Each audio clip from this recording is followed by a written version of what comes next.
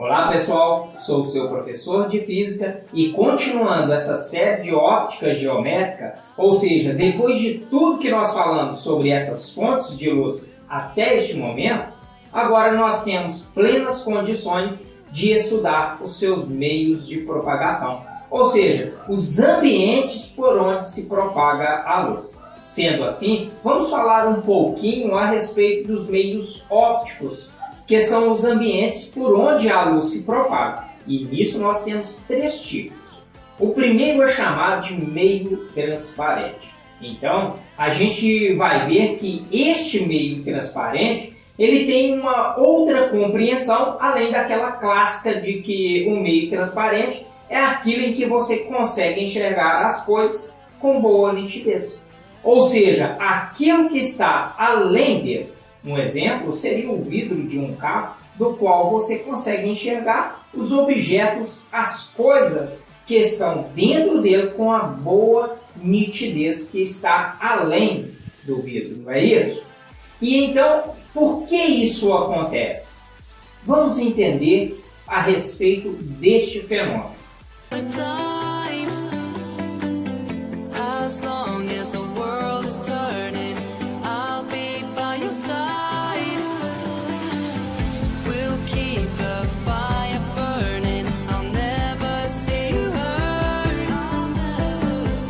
Veja a nossa figura, ou seja, um objeto transparente, seja ele um bloco de vidro qualquer, e nós vamos emitir aqui dessa lâmpada raios luminosos. Então vai chegar aqui um feixe de luz cilíndrico, onde esses raios chegam desta forma aqui que está na figura, tudo bem?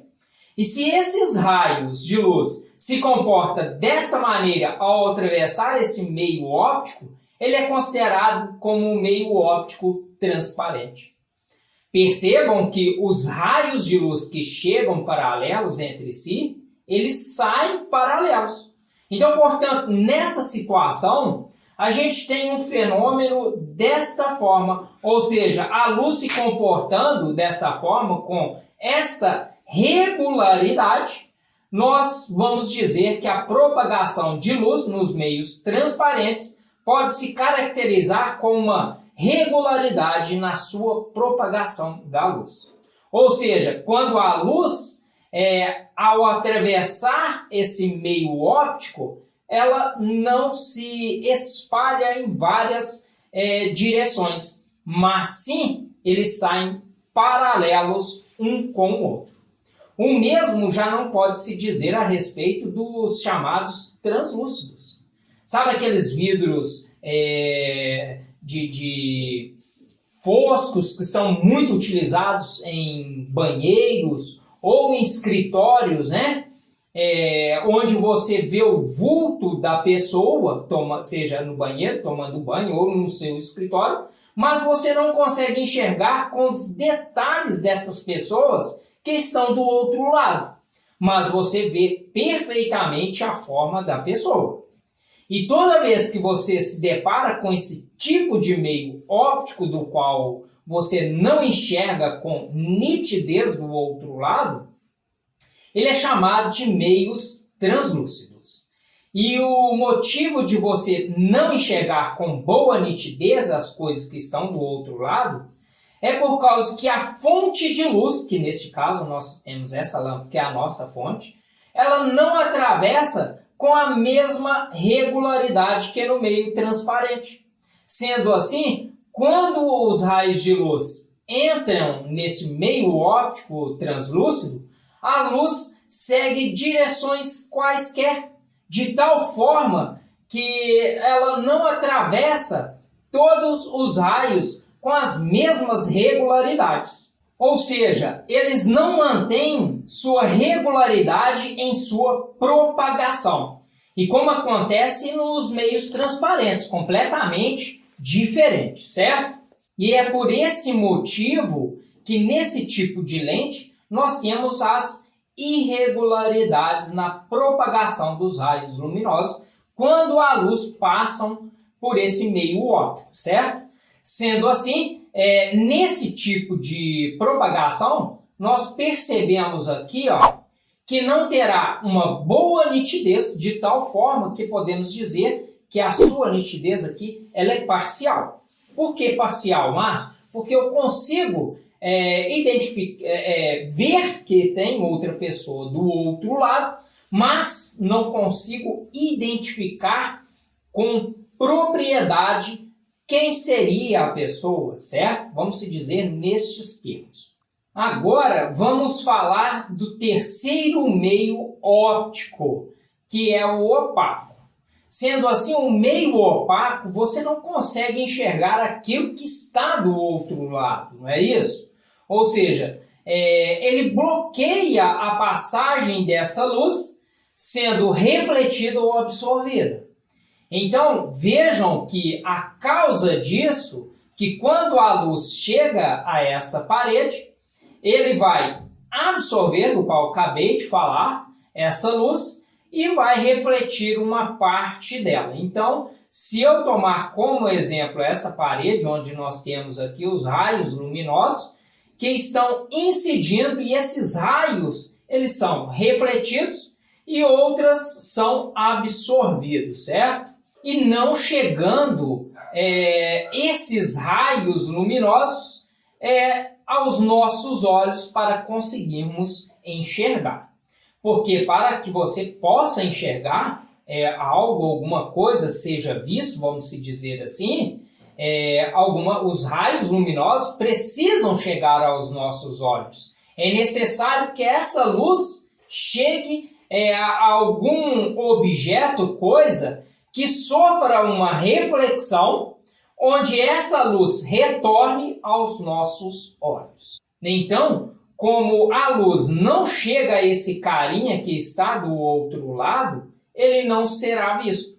Isso dentro das condições naturais, isso é impossível de acontecer. Ou seja, para ser visto, a luz deve ser refletida e retornar aos nossos olhos, e como a luz não chega, não tem como ele ser visto, vamos se dizer assim.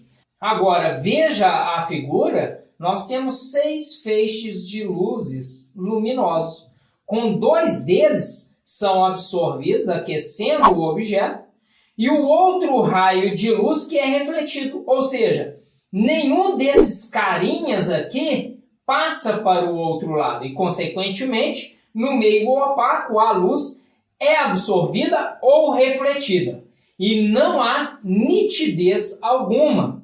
Ou seja, no meio opaco, a visão do outro cara, do meio que ele esteja, ela será nula. Fique bem claro e entendido isso para você, certo? Agora, vamos falar dos princípios de propagação da luz. Sendo assim, vamos iniciar falando da independência dos raios luminosos. Vamos imaginar que nós temos aqui um raio luminoso, onde ele vai se encontrar com outros raios luminosos. Percebam que quando esses raios luminosos se encontram, ou seja, nada acontece na sua propagação. E o princípio da propagação dos raios luminosos afirma que quando 2 raios luminosos, ou até mesmo 2 feixes de luz, se cruzam, cada um segue o seu caminho sem que um influencie na trajetória do outro. Sendo essas luzes coloridas, elas não mudam de cor e não diminuem a sua intensidade devido ao cruzamento desses raios luminosos. Eles não alteram a sua direção de propagação. Sendo assim, o princípio de propagação da independência afirma que 2 raios luminosos, quando se cruzam, um não interfere na vida do outro. Vamos colocar nestes termos, certo? Temos também o princípio da reversibilidade. Bem simples também esse aqui, pessoal. Ele pode ser representado da seguinte forma. Veja que eu vou pegar uma superfície refletora, onde o raio luminoso vai incidir sobre essa superfície, da qual ela irá se descrever essa trajetória aqui, ó, e que vocês estão observando. Mas esta mesma trajetória que você está vendo aqui, ela poderia ser descrito ao inverso, ao contrário. Ou seja, perceba que ela poderia estar vindo desse outro lado, ó. E quando isso acontece, pessoal, não muda nada. Apenas uma fonte do meu lado, vamos se dizer que eu, no caso, minha referência do lado esquerdo, que é essa lanterna, e depois eu coloco ela do lado direito, e com as mesmas distâncias, posições aqui, certo? Ou seja, o que isso significa? Significa dizer que as trajetórias dos dois são as mesmas, mas os sentidos são diferentes, tudo bem? Onde eu poderia enxergar o princípio da reversibilidade dos raios luminosos? Pessoal, certamente vocês já ficaram em um banco de trás de um carro, não é isso mesmo? Ou seja, quando você pegou um táxi ou uma carona com um amigo e por um momento você olhou para o espelho retrovisor deste carro, não é isso? E você viu o rosto do motorista sendo refletido nesse espelho de tal forma que se o motorista olhar para o espelho, ele também vai ver o seu rosto sendo refletido nesse espelho. Da mesma forma que você enxerga o rosto do motorista, no espelho do retrovisor central do carro, o motorista também enxerga o seu rosto. Isso refletido no meu espelho do carro. Outro exemplo são os espelhos colocados em banheiro de uma forma inconveniente. Porque quando uma pessoa passar em frente a esse espelho onde ele foi colocado em uma posição supostamente não seja correta, ele vai olhar para esse espelho e, consequentemente, ele vai conseguir ver tudo que as pessoas estão fazendo lá dentro. E como poderá fazer a correção desse espelho? Veja bem, deverá uma pessoa ficar em uma posição em relação a esse espelho e outra pessoa começa a mudar a posição deste espelho até uma posição que, quando ele olhar para este espelho, ele não consiga enxergar as pessoas que estão dentro do banheiro. Ou a posição inversa, dentro do banheiro, de tal forma que não consiga ver ninguém passando pela porta deste banheiro. Ou seja, se eu não vejo ninguém no espelho, ninguém irá me ver no espelho. Não é isso mesmo, pessoal? Essas são situações que poderia ilustrar perfeitamente o princípio da reversibilidade dos raios luminosos. O terceiro princípio que temos é o princípio retilíneo da luz. Ou seja, este princípio afirma que a luz se propaga em linha reta. E a luz irá se propagar em linha reta se ela estiver em um meio homogêneo, ou seja, aquele meio em que a massa está bem distribuída ao longo de toda a sua superfície, da sua extensão, vamos se dizer assim. Então a luz irá seguir em linha reta se ela estiver se propagando em um meio transparente, e então isso implica que os meios translúcidos, a luz não se propaga em linha reta. Isso nós já discutimos, não é isso mesmo? E também ela não se propaga em linha reta em meios isotrópicos. O meio isotrópico é aquele meio em que as propriedades químicas são constantes ao longo de sua trajetória. Vamos imaginar uma seguinte situação, onde eu utilize um pHmetro, ou seja, para medir o pH da água, não é isso? Ou seja, a água de uma piscina, por exemplo. Sendo assim, eu vou fazer dezenas de medições desse pH dentro dessa piscina, melhor dizendo, da água dessa piscina, de tal forma que eu, percebendo o valor desse pH não variou, muito dessas medições, vamos dizer, variações que não sejam para mais, uma quantidade expressiva, eu poderia dizer que esse meu pH da piscina é um meio isotrópico, não é isso? Eu posso dizer isso porque os meus valores do pH se manteve constante ao longo de toda a minha extensão, certo? Eu quero mostrar para vocês uma ferramenta muito utilizada na óptica geométrica, que é a semelhança da figura geométrica, principalmente no que diz respeito à formação de sombras. Vamos trabalhar muito com isso, certo? Então vejam que nós temos aqui um prédio e que ele está recebendo raios solares por todos os lugares do espaço. E um destes raios, vamos se dizer aqui, ó, ele vai passar tangenciando a borda desse nosso prédio. Sendo assim, nós temos essa região onde a luz do sol não consegue chegar de forma direta. Então, nós temos a formação de uma sombra desse prédio aqui. E nós temos uma distância, que eu chamo ela de distância Dzão. E a altura do prédio, nós vamos chamar de Hzão. Agora, vejam essa pessoa que está aqui ao lado do prédio, né, olhando, arquitetando esse prédio para fazer alguma coisa ali, uma reforma, aumentar os andares. Ele está ali fazendo uma análise desse prédio.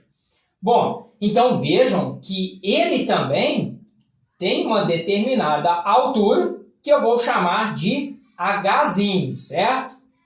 Vamos também representar um feixe de luz que passa aqui, ó, raspando a cabeça dele, tangenciando desta forma aqui.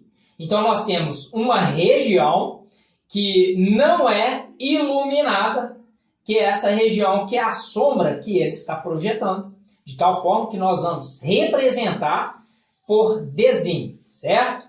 Nesta situação, é possível estabelecer uma relação entre a sombra do meu prédio e a do sujeito através destes triângulos, ou seja, esse triângulo menor com um triângulo maior. Sendo assim, nós podemos dizer que eles são semelhantes. E se eles são semelhantes, eu posso estabelecer uma relação de proporção entre eles, não é isso mesmo? Vejam bem, a altura do triângulo maior, que é o Hzão, está para a altura do meu triângulo menor. Assim, a base do meu triângulo maior, que é a extensão, no caso da minha sombra do prédio, que é esse Dzão aqui, está para a base do meu triângulo menor, que é a extensão da minha sombra da pessoa, que é esse Dzinho aqui. Simples assim, ou seja, a altura do prédio, a altura do sujeito, a distância do prédio e a distância do sujeito. Portanto, diante destas situações, eu posso aferir a sua sombra ou a extensão da sombra deste prédio. E essa relação de semelhança de triângulo, nós podemos caracterizar uma espécie de câmera fotográfica rudimentar, que é uma câmera escura. Vamos entender isso? A câmera escura representa uma caixa onde tem um orifício para que a luz possa entrar. Vamos colocar aqui essa pessoa em frente à caixa, né? E a estrutura dessa minha caixa aqui, ela consiste em uma caixa composta por paredes opacas e no fundo oposto ao furo é colocado um papel fotossensível, ou seja, um papel translúcido, certo? No qual a minha imagem ela vai ser formada. O seu funcionamento é bem simples, pessoal. Vejam bem, quando os raios de luz, né, partem aqui do meu sujeito, esse carinha aqui, eles são direcionados para o orifício aqui, ó, do furo da minha caixa. E a sua imagem vai ser projetada na parede oposta, no fundo da minha câmera. Uma imagem de cabeça para baixo, isso mesmo, certo? Isso é o que acontece com uma câmera fotográfica. E inclusive algo parecido com os seus olhos, né? Os olhos humanos. Nós vamos estar discutindo isso ao longo do nosso curso. E esta imagem aqui, ela tem algumas características de ser menor, invertida e real, certo? E quando eu falo aqui real, eu chamo muito a atenção aqui, né? Esse real, gente, não tem nada a ver com o fato de ela realmente existir. Fique bem claro isso para vocês. E sim, ela tem uma característica que quando a gente for estudar os espelhos esféricos e espelhos planos, isso ficará mais claro para vocês. Esse entendimento de uma imagem real, do qual também vamos discutir a imagem virtual, que isso está correlacionado aos seus feixes de luz, do qual essa luz chega através de um prolongamento ou diretamente pelos seus raios. Vamos discutir isso mais à frente, certo?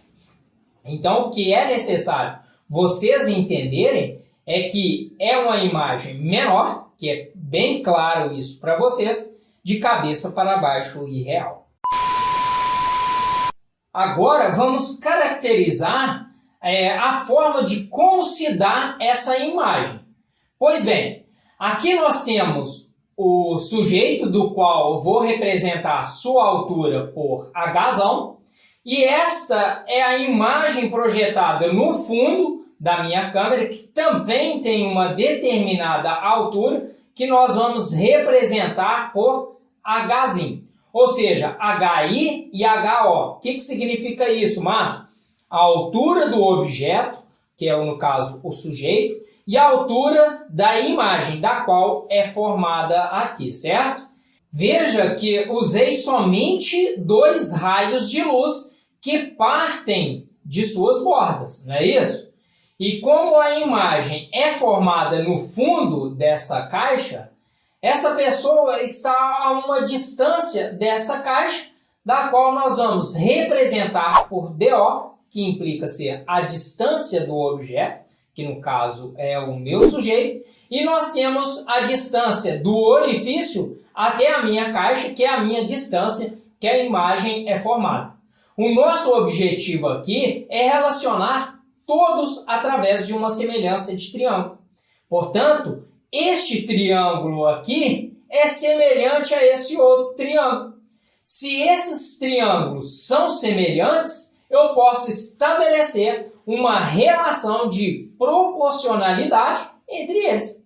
Então vejam bem que eu tenho a base do meu triângulo maior, que é a altura do objeto, pela a base do meu triângulo menor, assim como a altura deste triângulo maior, que é o próprio da DO, né? Que é a própria distância do objeto, e é proporcional à altura deste triângulo menor que nós chamamos de DI. Então veja que nós estabelecemos uma relação de proporção através dessa semelhança de triângulos. Isso dentro da óptica geométrica é muito comum. Então sempre estaremos falando dessa semelhança de triângulo. Fiquem atentos a essa situação, certo? Uma prova de que a luz segue em linha reta é a formação de sombra.